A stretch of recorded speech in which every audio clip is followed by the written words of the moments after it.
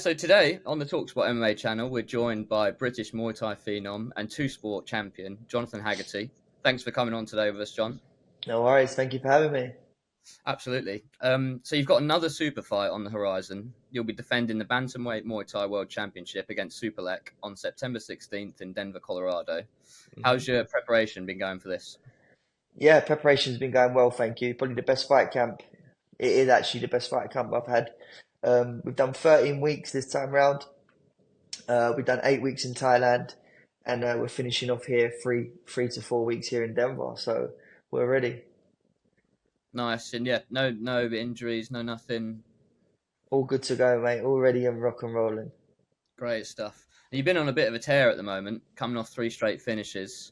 Yeah. Do you attribute this change to something specific with training, or maybe a mentality shift, or since you become sort of this double champ and a bit of a superstar? I think it's all down to my training's always top notch. It's always hard, intense, no stone unturned. But I think it's mainly down to moving up to bantamweight division. Because I remember at flyweight, I was hitting people and they weren't going down, and I was thinking, why is this not happening? And I moved to bantamweight, where I feel a lot more better in myself, and yeah, body started to drop. So it was just proven moving up to bantamweight was one of the best things I did do. Yeah, it's definitely showing. Yes, man. Yeah, Thank you.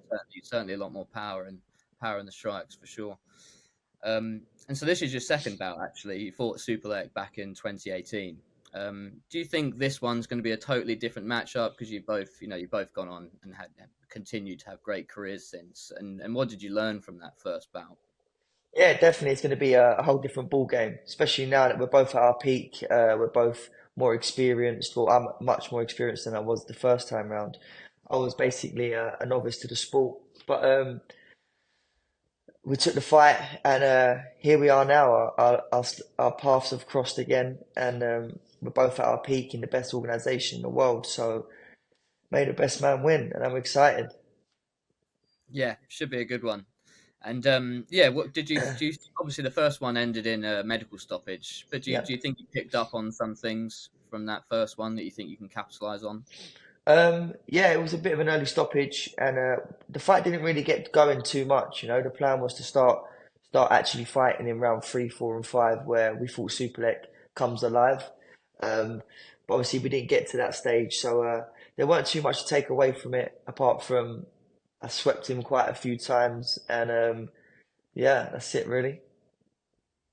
Yeah, and so if all goes to plan in Denver, and you add another legend onto your record, where do you see yourself going from here? Is there still other strikers you're excited to face, who are in the division? Yeah, definitely. So after this fight, we ain't looking past Superlek. To be honest, we're focused on this one championship 168 event September.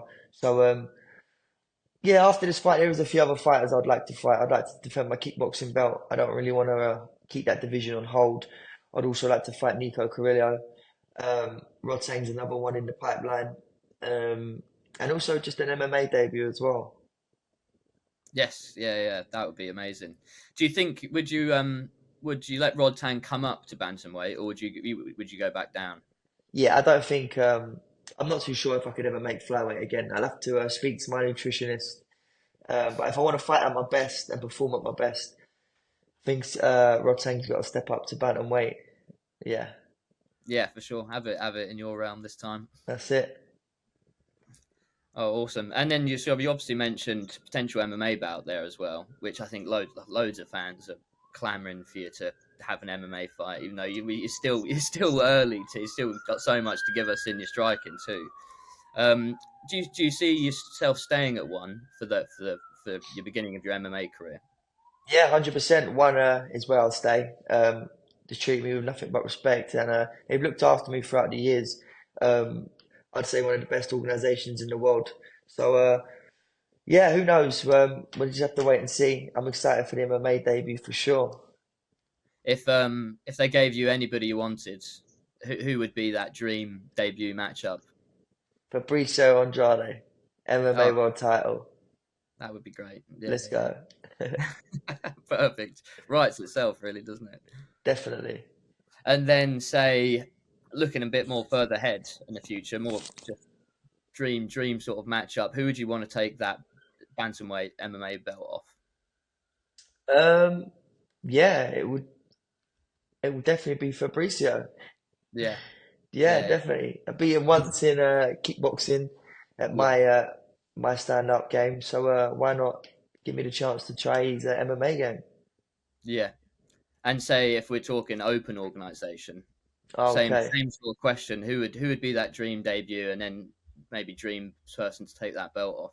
Yeah, so dream fight will probably be Sean O'Malley. Yeah, yeah, Sean O'Malley. If it was McGregor in his prime, then probably McGregor in his prime. I would have loved to have fought him then. yeah. Oh god, yeah. You and Sean would be an excellent fight. Yeah, that'd be great.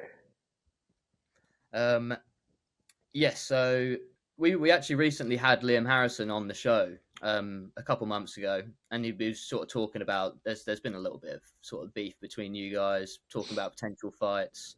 But recently he sort of quelled that and said actually he's not interested in that anymore. Is that something you're still interested in? I know it's something more. The fans have been talking about it for a while. So is that something that still would interest you?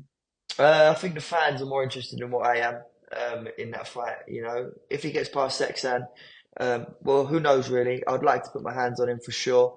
I'd like to get in there and fight with him, but we'll just have to wait and see. And yeah, that's it really. Yeah, you're on different trajectories at the moment in your career. So Ain't no- it doesn't necessarily make sense in that regard, does it? Yeah, no, not at the moment, no. And yeah, so you obviously mentioned transition to MMA. Have you started any of that training yet at all? I haven't at the moment, no. But growing up, I was in an MMA gym. My dad's gym was MMA, so I know the basics. I know how to put a triangle or two on. But once we do get scheduled to fight, we'll obviously touch up on the takedown defenses and all that sort of stuff. So yeah, Yeah, so throughout the whole time you've been training, you've never really dipped into MMA training up to at Team Underground. You've always kept it strictly striking. yeah. I've always wanted to jump in the MMA classes and see how I get on. But yeah, I've done a few wrestling classes here and there down at Hmm. Team Underground. But yeah, that's about it really. Okay, great. Yeah, yeah. Um, and so obviously if you made that foray into MMA, you'd quite easily be one of the best strikers that the sport's ever seen, maybe or at that time. Who do you see as sort of some of the best strikers in MMA at the moment? Yeah, definitely. I think mainly the strikers are mainly all the champions, really. I quite like Adesanya, um, Joanna Jacek, she was great. Valentino Shevchenko, she was a amazing fighter. Alex Pereira, Yeah, you know, he's very lethal. And yeah, I think being a stand-up striker, all the fights start on their feet. So we got the head start, really. yeah. Would you say he's one of the best at the moment, currently in MMA, the best striker? Yeah, 100%. Yeah, 100%. Yeah, yeah. No, he's I pretty think special. I think Sean O'Malley's up there as well. Yeah, maybe a bit underrated in Yeah.